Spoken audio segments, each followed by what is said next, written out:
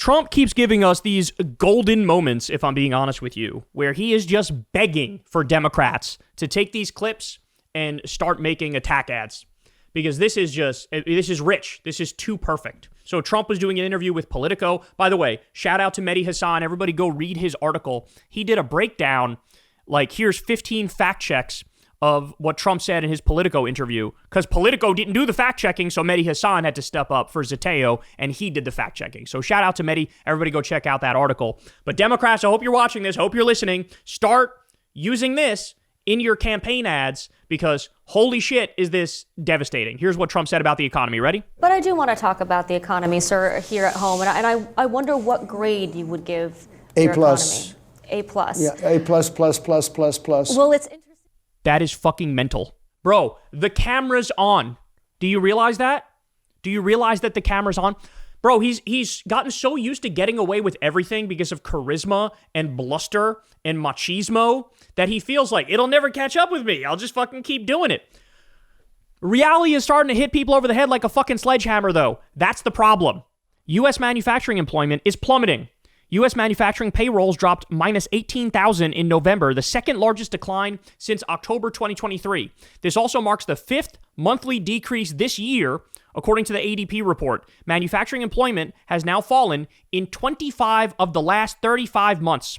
Meanwhile, the ISM Manufacturing Employment Index fell to 44 points in November, posting its 10th consecutive monthly contraction. This has historically been a leading indicator for U.S. manufacturing jobs, suggesting further declines ahead. The U.S. manufacturing sector needs help. This is at the same time Trump goes around pretending like manufacturing's doing great. We're bringing back so many jobs, so many factories, so many companies are pouring into the country, trillions of dollars of investment in the country. Literally all of that, disgusting lies. He killed 800,000 manufacturing jobs that Biden had created. Between the CHIPS Act and the infrastructure bill, he killed that. Then, all the factories that were supposed to be built here, because of Trump's tariffs, a lot of them pulled out of the country because they said, we can't even afford to build the fucking factory anymore because the raw materials shot up in price because of your tariffs, because of your trade war. So this is what's actually happening.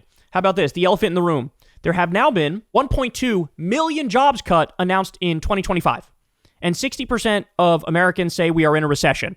Yet the S&P 500 has added $17 trillion since April, nearing its 29th record high of 2025. What's happening? So what we're now witnessing is the complete and utter decoupling of the stock market from working Americans, right? Basically like the top 10% own stocks at all, right? And the top 1% holds most of the stocks. And so the stock market is a great indication of how millionaires and billionaires and corporations are doing and how much profit they're making. But it reflects not at all on how the bottom 90% of Americans are doing.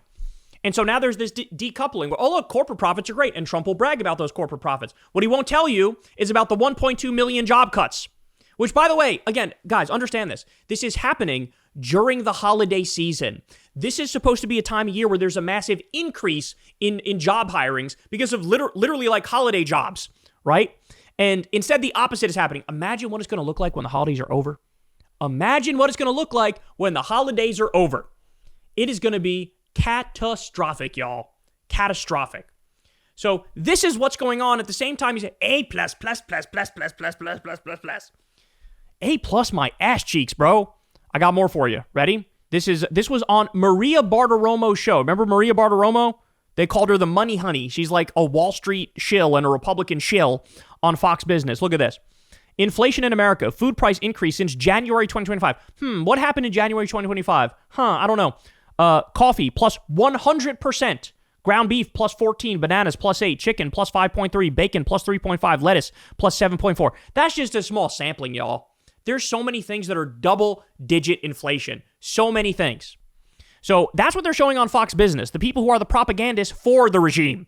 Ready? Melanie Diarigo says, you can't afford groceries, but don't worry because Trump is spending $300 million to build himself a ballroom, $230 million to give himself a settlement, $1 billion to upgrade a private jet he got as a bribe from Qatar, $70 million to golf at his country club.